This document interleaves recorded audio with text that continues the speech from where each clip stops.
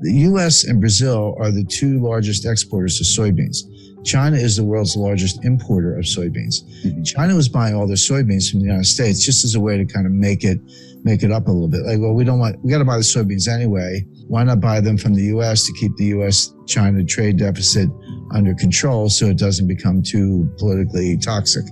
Well, as soon as Trump threw on the tariffs, China retaliated by moving their soybean orders to Brazil. Stop buying U.S. soybeans. Well, that's not a phone call. I mean, you're talking about vessels, port facilities, agriculture, trucks. How do you get the soybeans to the ports? How many do you grow? Where's the fertilizer coming from? Et cetera, et cetera. And all those parties, the shippers, the cargo, the insurance companies, there were so many people involved, banks, letters of credit, it's just a lot involved. They don't like short-term relationships. They say, okay, I'll do it. I want a 5-year contract. And China said, okay. So they reconfigured all those transportation lanes to get the soybeans from Brazil. All of a sudden, you're a U.S. soybean grower. You say, well, what do? Well, we started selling them to the Netherlands because the Netherlands needs soybeans too. So now instead of shipping them from like Port of LA to Ningbo and near Shanghai, we're shipping them from Port of Houston to, I don't know, France, Marseille or someplace, or Rotterdam. So the point being, you completely scrambled all these supply chain relationships. I talked to the guy who, this is a worldwide endeavor, but he was probably the single most responsible individual for all the significant developments in the supply chain in the last 30 years.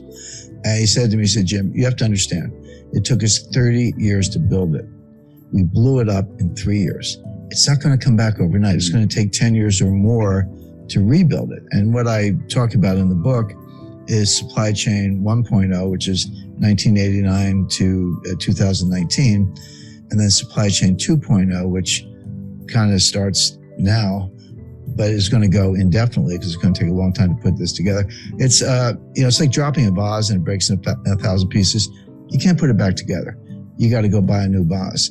And that's what's going on with the supply chain. There will be a supply chain, there always is, but the new supply chain will look very different from what we've just come through. Because the whole 30 years of period I'm describing was built on efficiency, lower cost, lower cost, lower cost. It was kind of the Walmart model. So yeah, just-in-time inventory, everyone knows about that, but there's something called cross-docking. That's where a truck pulls up at a warehouse and you unload it. Instead of putting the stuff in the warehouse, you move it to another truck that then goes to a destination.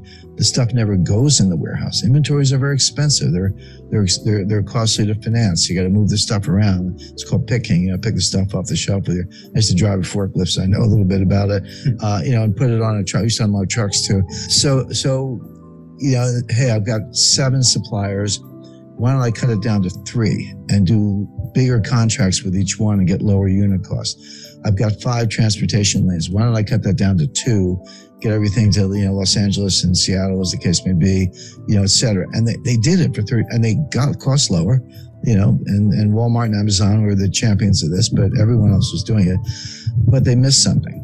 What they missed was that while they were getting those unit costs lower for consumers, there were hidden costs, and the main hidden cost was you were creating greater frailty. This whole system was subject to a massive, massive breakdown. So, what happens if you have 2 suppliers and they both go on strike? What happens if you have 1 port of entry and it's backlogged? What happens if you've got cross-docking in warehouses and there aren't enough trucks? There are 80,000. We need 80,000 drivers. 80,000 drivers. Wish they'd hire them instead of these IRS agents. But the point being, it is breaking down all across the board. Now, can it be put back together? Yes, but the biggest difference between 2.0 and 1.0, and this goes by different names. Janet Yellen called it friendshoring, and Macron called it a constellation of nations club, if you will. So you'll still have trading partners, you'll still have outsourcing, you'll still have transportation lanes, but it'll be members only. It'll be basically democratic, kind of liberal republics, Western Europe, the EU, of course, US, Canada, Australia, New Zealand, Japan, India, we expect to be included.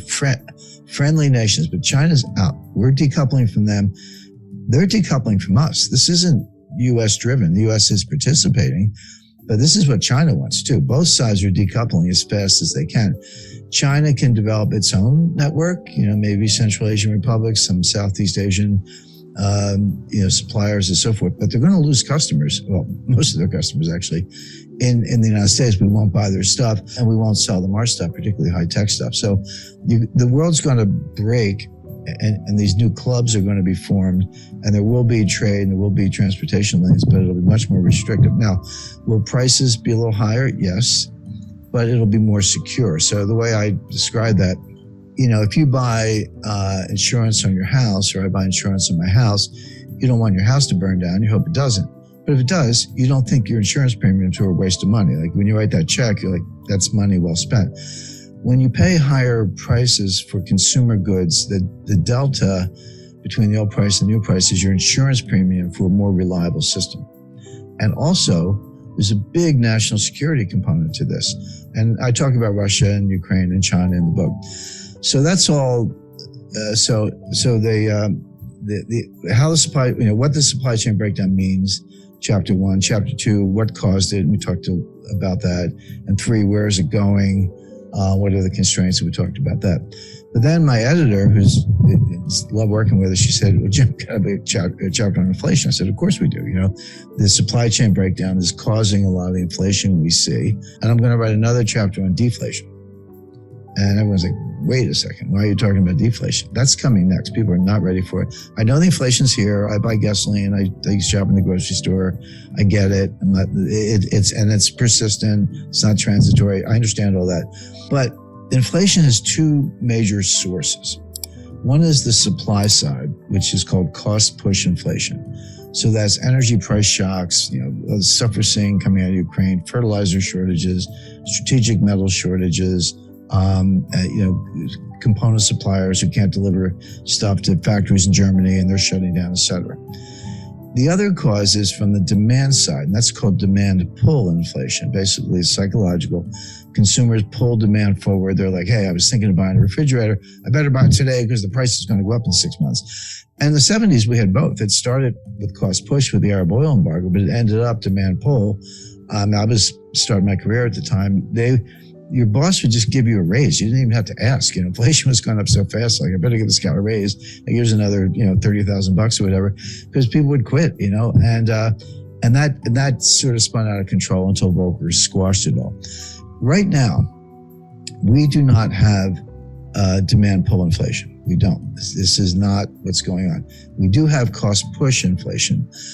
The difference is hugely important because cost push inflation from the supply side, which is, again, what I talk about in the book, it's real, prices go up, but it's self-negating. The old saying that, the cure for higher oil prices is higher oil prices, because when they get too high, people stop driving. They shut down various activities. By the way, if you're unemployed, you're not buying any gasoline because you're not going anywhere.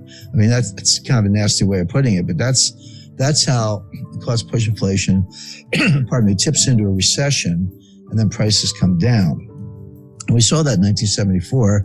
You had Jerry Ford and Alan Greenspan walking around with they had these win buttons, WIN, which stood for whip inflation now, except we had a recession and prices collapsed. Now it came back by 77 for a lot of reasons, but right now we don't have demand pull, we have cost push. It will go away when this economy goes into recession. And then we're going to be talking about disinflation and deflation, which are, kind of close cousins. And the Fed's going to be out on a limb as usual, raising rates in the face of a recession and a price collapse.